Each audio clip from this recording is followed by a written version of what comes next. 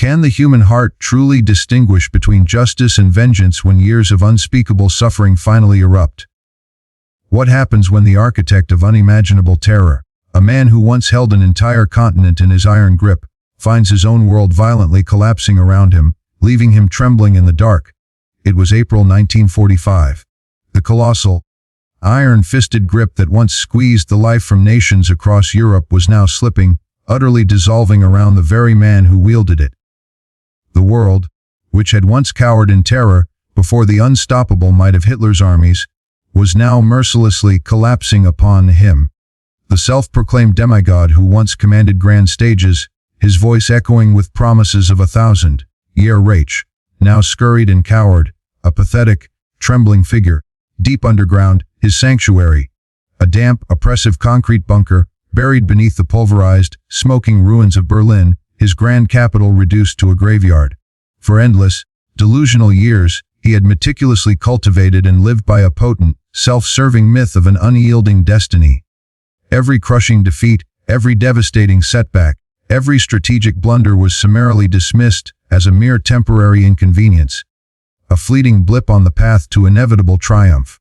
The Fu Hers will is unbreakable, his sycophantic ministers had tirelessly assured a terrified populace. But in the chilling, suffocating truth of that moment, his will, like the walls of his bunker, was already fractured, utterly broken beyond repair. Above him, a once proud Berlin was consumed by an inferno, its very soul burning. The relentless Soviet Red Army, a tide of vengeance, was mere miles away, their artillery shells thundering through the pulverized cityscape, each explosion a hammer blow against his crumbling empire. Inside the claustrophobic confines of the Her bunker, no natural light dared to penetrate, only the sickly, flickering glow of dying electric lamps, the acrid, suffocating scent of stale cigarette smoke, and the palpable, nauseating stench of pure unadulterated fear. Maps, meticulously emblazoned with grand, sweeping red arrows, still clung defiantly to the grimy concrete walls, depicting magnificent, imaginary counterattacks that would, in the cruel reality of the moment, never materialize, fading into the realm of desperate fantasy. Hitler, clinging to a final, desperate delusion of control, vehemently refused to leave. His terrified, desperate generals, their faces etched with despair, pleaded with him, begging him to escape to the strategic redoubt of the Bavarian Alps, to regroup, to fight another day. But he merely met their desperate pleas with a hollow, disbelieving laugh, a sound devoid of mirth, chillingly detached. Surrender. Never, he spat, his voice laced with venom. I will not run like a coward, a pathetic worm. To him, the very concept of retreat, of strategic withdrawal, was tantamount to the ultimate humiliation, a wound to his unshakable self-image. Death, he truly believed, was infinitely preferable to the unbearable shame of defeat. Yet behind those cold, piercing blue eyes, once burning with an almost hypnotic fanaticism, something profound, something terrifyingly human, had undeniably shifted. For the very first time in his meticulously constructed, power-hungry life, Adolf Hitler, the architect of a continent's suffering, began to grasp the horrifying, inescapable realization that his entire world, his meticulously crafted empire, his iron-fisted control, his carefully nurtured myth of invincibility, all of it, was irrevocably gone, dissolved like smoke in the inferno above.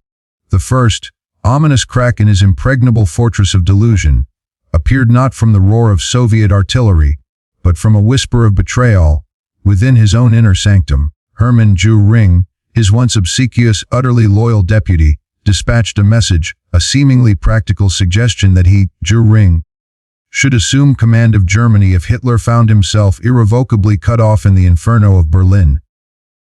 To any leader possessing even a shred of sanity, it would have been a pragmatic, even necessary contingency plan. To Hitler, however, consumed by paranoia and a pathological need for absolute control, it was an unforgivable act of treachery, a dagger plunged into his back. He exploded in an incandescent, frothing rage, his voice a guttural scream, denouncing Göring as a vile traitor, and immediately ordering his arrest, his fury echoing through the bunker's stifling air. But deep within the recesses of his tormented mind, a terrifying truth began to pierce through his delusions. Even his most devoted inner circle, those who had once hung on his every word, had finally ceased to believe in his impossible victory. By this desperate juncture, every single major city across Germany lay in smoking ruins, its infrastructure pulverized, its people desperate. The relentless Western allies were closing in from one side, a tide of retribution, while the vengeful Soviets pressed in from the other, a relentless wave of destruction. The once invincible Third Reich was now a skeletal shadow, utterly surrounded, its populace starving, its territories tragically divided. Yet, with a horrifying tenacity, Hitler still clung to his fading illusions like a drowning man to a splintered plank. He fervently believed that the mythical Steiner counterattack, a final, desperate stand supposedly led by the valiant General Felix Steiner, would miraculously crush the Soviet onslaught and miraculously save his besieged Berlin. But Steiner, starved of men and made real, a phantom general leading phantom troops, never received the necessary forces, never launched the impossible attack. It was an order born not from strategic genius, but from the fevered, desperate fantasies of a mind spiraling into madness. When his trembling staff, their faces ashen, finally informed him that Steiner had utterly failed to move, that the phantom attack would not materialize, something inside Hitler irrevocably snapped. Witnesses, their eyes wide with fear, later described him shaking violently, uncontrollably, his entire body convulsing. He slammed his fists repeatedly against the cold, unforgiving table. His screams tearing through the bunker, shrieking that the war was irrevocably lost, that everyone had betrayed him, forsaken him in his hour of greatest need. It was the infamous bunker meltdown, a terrifying, visceral explosion of impotent rage. This was the raw, brutal moment of truth that even his most loyal, most fanatical officers would carry with them to their graves. An image seared forever into their minds. It was when the last fragile remnants of his illusion, the carefully constructed facade of an unbreakable will, shattered completely, falling like shattered glass. For the very first time, Adolf Hitler uttered the chilling, unthinkable words that his men, in their wildest nightmares, never believed they would hear. The war is lost. He abruptly, violently, dismissed everyone from the room, needing to confront his shattered reality alone. When they hesitantly returned, his voice had lost its thunderous command, becoming a quiet, spectral whisper. His face was pale, utterly drained of life, almost ghostly in the dim light. He no longer invoked the grand, intoxicating prophecies of victory, or destiny, or eternal glory. His words, chillingly, spoke only of death. He informed them, with an unnerving calm, that he would remain in Berlin, amidst the ruins of his creation, and put a bullet through his own head when the appointed time arrived. The man who had once dominated and terrorized an entire continent with a single, absolute order now sat trembling in the suffocating shadows, his gaze fixed blankly on the grimy floor, a puppet whose strings had been cut. Even the stale, recycled air in the bunker seemed to press down with an oppressive weight, as if everyone could viscerally feel the crushing burden of history, inexorably closing in around them. Outside, the terrifying symphony of battle grew louder, closer, more desperate. The guttural rumble of Soviet tanks, the relentless, bone-shaking pounding of artillery. Each sound was a stark reminder of his impending doom. The Red Army, a relentless tide of vengeful soldiers, had already breached the city center.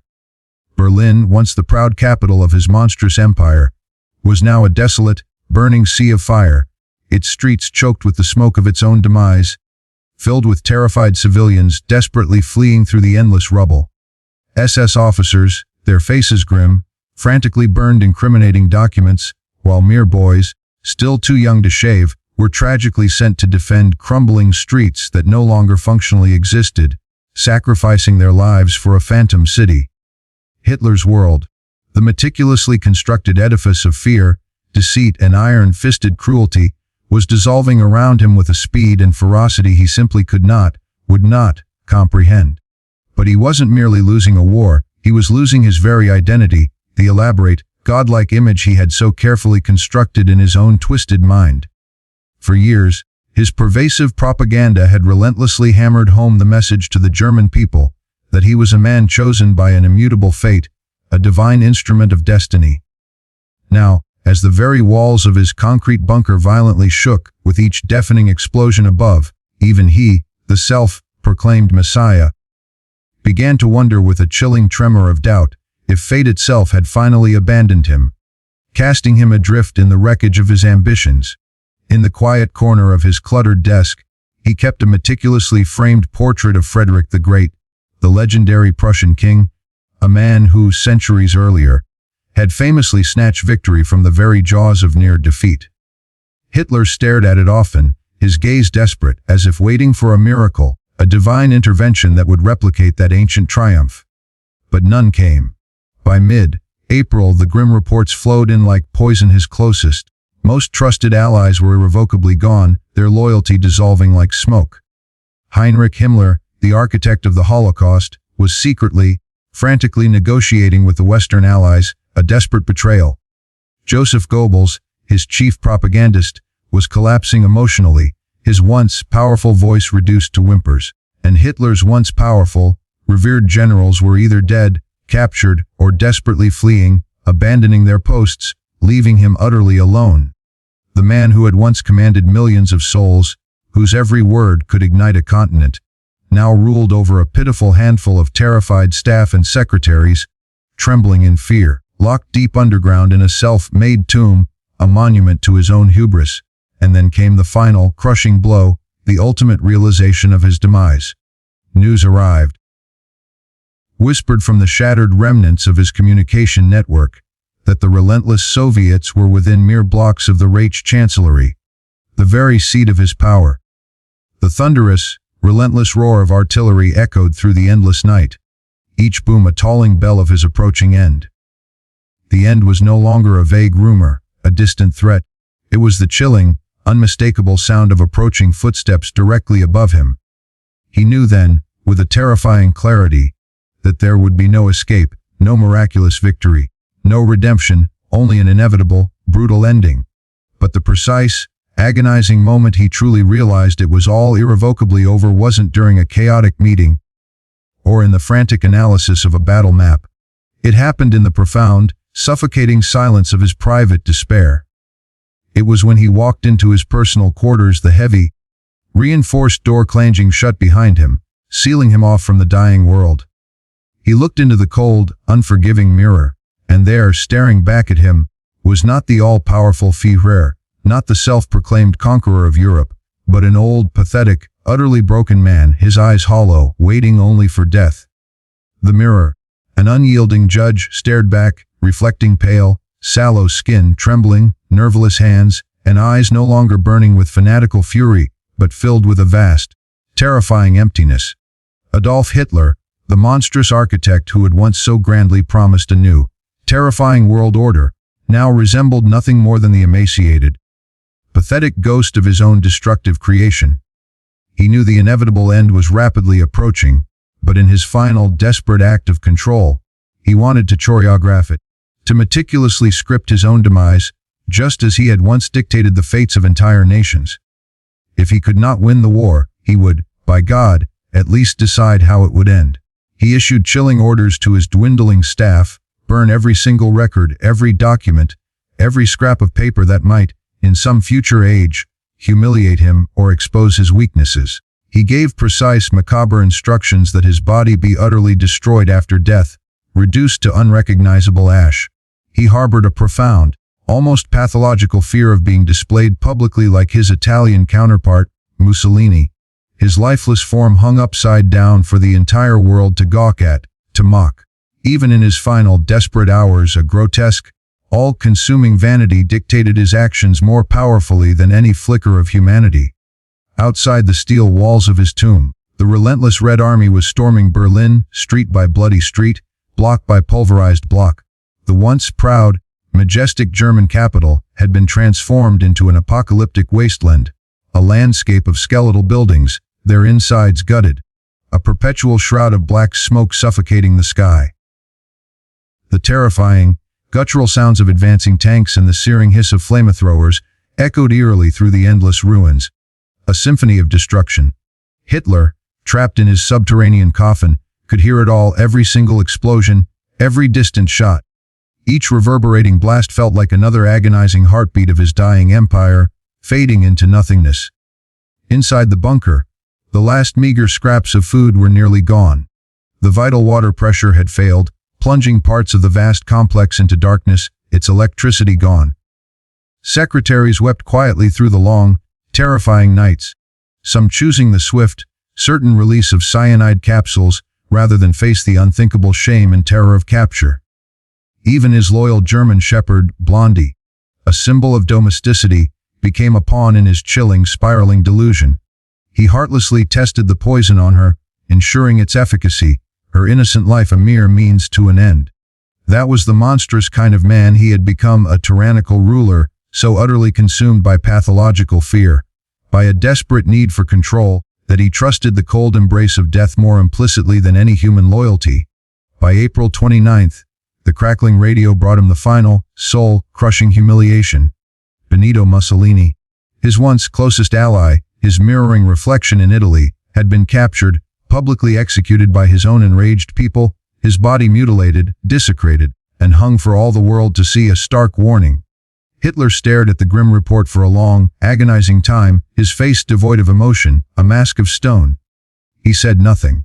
Then, in a voice barely above a whisper, a dry, raspy sound, he muttered, "I will not suffer Mussolini's fate." That was the precise, chilling moment he fully accepted death, not as a final, humiliating defeat, but as his ultimate, meticulously planned act of control. He and only he would decide when the Third Reich truly ended. That night, in a grotesque parody of normal life amidst the apocalypse, he married Eva Braun, his long-time mistress. It was not a wedding born of love, but a macabre ritual, a final, desperate illusion of normalcy enacted before the complete, inevitable collapse. They toasted with cheap, ersatz champagne, its bubbles flat, as the relentless Soviet artillery violently shook the very foundations of the bunker above them. Witnesses described him as strangely, unnervingly calm, almost polite, distant, even, in some fleeting moments, gentle. It was as if the internal storm that had raged within him for decades had finally, silently dissipated, leaving behind a terrifying, empty calm. But outside that small, candlelit room, flickering with a false sense of peace, everything was irrevocably over. The Red Army had already breached the very heart of the government district. The terrifying staccato of gunfire echoed incessantly from directly above. Soldiers of the Reich, shattered and broken, were either meekly surrendering or dying in the burning streets, their sacrifice futile. There was no army left to save him, no formidable fortress left to defend him, only a damp, suffocating bunker buried deep beneath the ruins of a city that no longer truly existed. When his terrified, desperate aides finally entered the room, they found him slumped motionless on the couch, a pistol still clutched in his nerveless hand. Eva Braun lay beside him, her face serene in death, a faint, acrid smell of cyanide clinging to the air.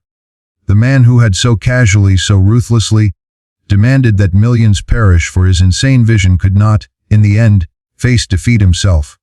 His loyal, remaining guards carried the two bodies upstairs, out into the grim, open-air garden and burned them under the gray, indifferent Berlin sky, precisely as he had ordered, a final, desperate attempt to erase his physical presence.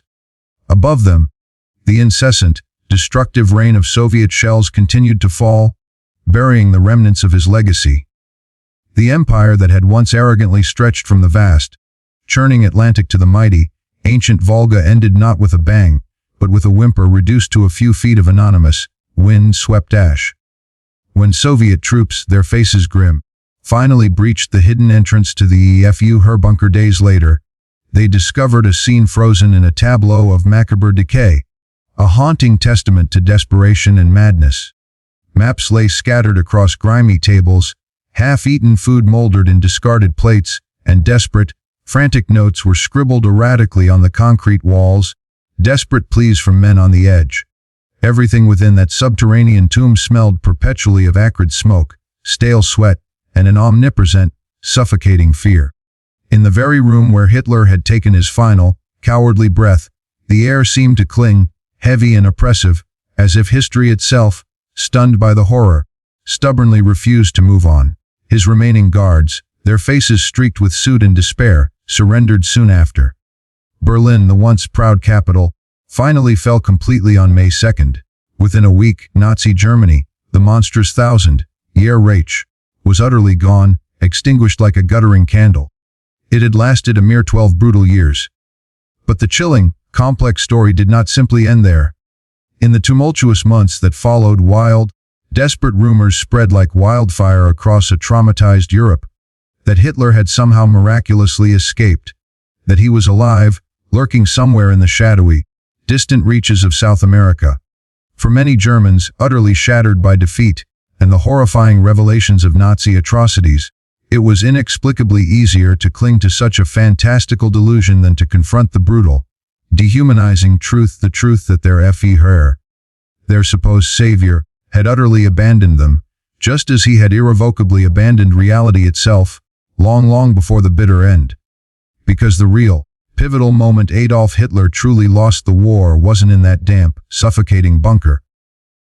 It wasn't when the triumphant Allies streamed across the Rhine, or when the vengeful Soviets finally seized Berlin. No, it was years earlier, in a quiet, insidious moment, the instant he began to believe, with unshakable conviction, that he was utterly infallible, that destiny, his personal God, could never, ever betray him. The bunker, in its final, agonizing hours, was merely the silent, grim stage where that colossal illusion finally, irrevocably died. As Berlin burned, its ashes raining down on a continent in ruins, millions of lives across Europe were left utterly shattered, forever broken by the inferno. Families were torn apart, their bonds irrevocably severed. Ancient, magnificent cities were erased from the map, their histories reduced to rubble. Generations were scarred, their souls traumatized, by a legacy of unspeakable evil. And for what ultimate purpose? For the monstrous delusion of a single, megalomaniacal man who arrogantly thought himself greater than truth itself, greater than humanity, greater than God. In the final, sobering judgment of history, Hitler is not remembered for his vast, blood-soaked empire or his mesmerizing, hateful speeches. He is remembered, profoundly, for the terrifying silence that followed his reign. The deafening silence of a proud city in ruins, the chilling silence of a concrete bunker buried deep underground, and the profound, agonizing silence of a man who finally, in his last, desperate moments, realized with terrifying clarity that the monstrous world he had so meticulously built from the raw material of hate would never, outlive him. The Third Reich, a nightmare made real, did not end with a grand, climactic battle or a heroic, defiant last stand. It ended with a single, pathetic gunshot, echoing weakly through the suffocating darkness of a subterranean tomb, marking the ignominious fall of a dictator who, until his very last breath, foolishly believed he could rewrite the immutable hand of fate. And in that precise chilling moment, a traumatized world, holding its breath for years, finally exhaled a collective sigh of profound relief because, at long last, the nightmare was unequivocally over.